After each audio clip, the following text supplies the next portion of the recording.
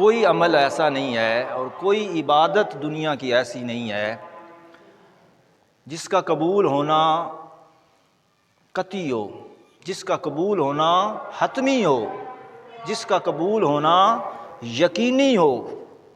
آپ ساری زندگی نماز پڑھتے رہیں، ساری زندگی نماز پڑھتے رہیں اور ساری رات نماز پڑھتے رہیں، اس کی مرضی ہے قبول کرے یا نہ کرے، اس کی مرضی ہے، وہ مالک ہے، آپ اس سے پوچھ نہیں سکتے۔ آپ ساری زندگی جا کے حج کرتے رہیں، اس کی مرضی ہے مالک کی، وہ قبول کرے یا نہ کرے، وہ رد کر دے۔ آپ ساری زندگی زکوٰۃ دیتے رہیں، صدقہ و خیرات کرتے رہیں، اس کی مرضی ہے، مالک کی ہے، قبول کرے یا نہ کرے، وہ مالک ہے۔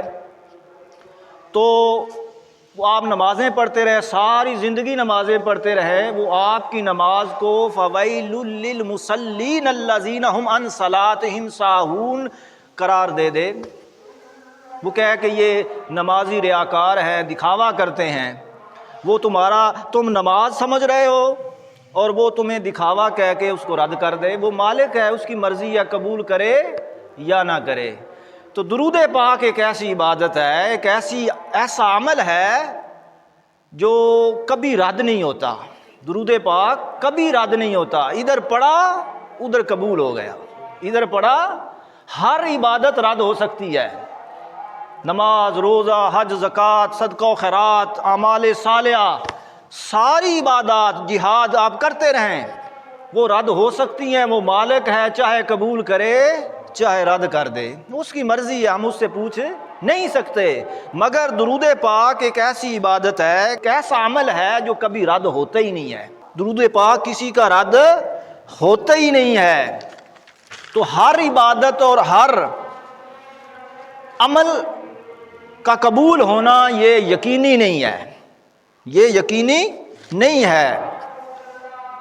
تو ہر عبادت اور ہر عمل کی قبولیت یہ ظنی ہے۔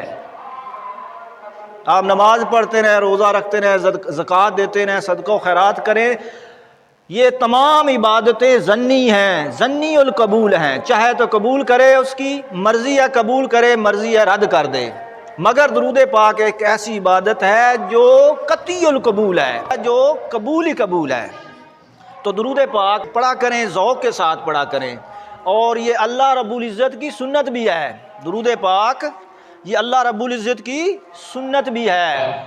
دیکھیں، رب کائنات کوئی عمل نہیں کرتا، کوئی عمل نہیں کرتا۔ اللہ رب العزت وہ ہمیں عمل کرنے کا حکم دیتا ہے۔ وہ کہتا ہے نماز پڑھو، وہ کہتا ہے حج کرو، زکوٰۃ دو، صدقہ و خیرات کرو، جہاد کرو، مگر وہ ان سارے کاموں سے ماورا ہے، کیونکہ وہ خالق ہے۔ مخلوق کو کہتا ہے کہ یہ عمل تم کرو۔ دو کام ایسے ہیں جو خدا کی سنت ہے، جو خود خدا کی سنت ہے۔ ایک وہ اپنے محبوب پر اور اپنے محبوب کی آل پر درود پڑھتا ہے، اور دوسرا وہ اپنے نیک بندوں سے محبت کرتا ہے، اپنے اولیاء سے محبت کرتا ہے۔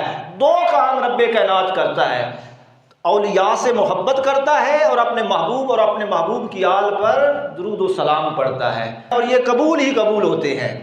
تو ایک تو یہ رب کائنات کی سنت ہے، درود پاک پڑھنا یہ خود خدا کی سنت ہے۔ وہ فرماتا ہے کہ میں پڑھتا ہوں، میرے فرشتے پڑھتے ہیں، اے ایمان والو تم بھی پڑھا کرو، تم بھی درود و سلام پڑھا کرو، اور اس سے تمہیں عزتیں ملیں گی۔ ایک جو بندہ درود پڑھتا ہے نا حضور پر، تو بندے کی اپنی عزت میں اضافہ ہوتا ہے، اپنی عزت میں اضافہ ہوتا ہے۔ تو جب درود پاک کی آیت سامنے پڑھی جائے تو بآواز بلند، شوق اور ذوق کے ساتھ درود پاک پڑھا کریں، کیونکہ یہ خود خدا کی سنت ہے۔